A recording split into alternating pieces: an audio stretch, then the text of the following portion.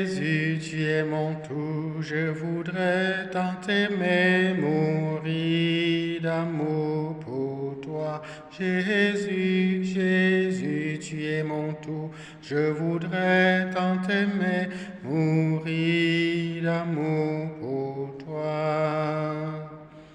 Seigneur, si tu le veux, tu peux me purifier. Telle est la prière du lépreux dans l'évangile de ce jour. Nous savons très bien que dans la Bible, la lèpre a au moins deux significations.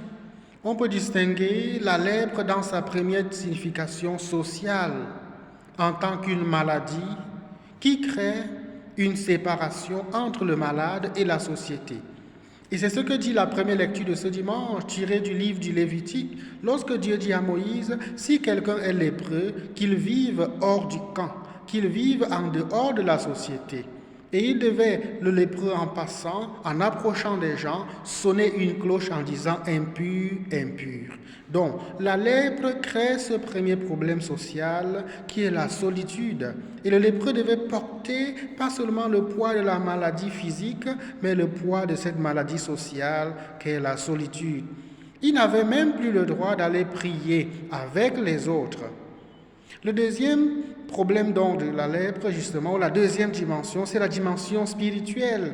C'est que justement le lépreux est considéré comme impur. Impur aussi bien dans sa relation avec le Seigneur. Voilà pourquoi il ne pouvait pas venir au temple pour prier. C'est donc la dimension du péché.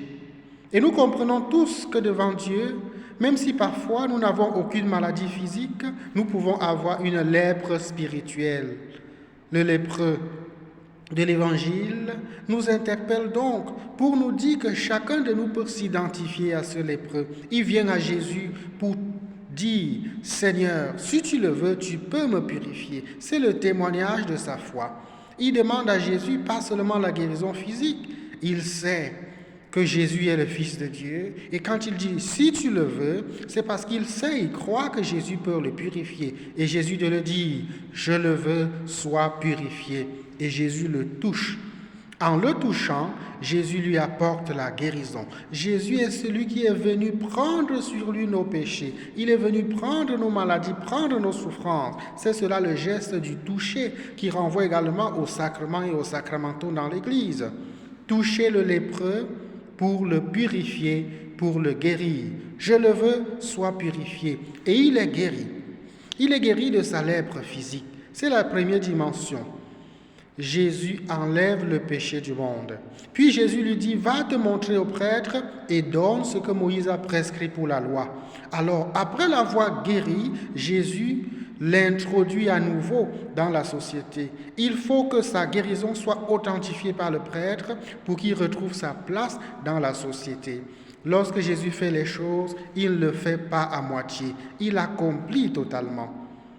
Est-ce que nous-mêmes, nous savons que nous sommes des lépreux, que nous sommes parfois en marge de la société à cause de notre condition? Alors prions le Seigneur et disons, Seigneur, si tu le veux, tu peux me purifier, tu peux me guérir de ma lèpre. Quelle est ta lèpre aujourd'hui? Quelle est cette maladie qui te sépare de la société, qui te sépare de Dieu? Alors crie vers le Seigneur, Seigneur, si tu le veux, tu peux me purifier.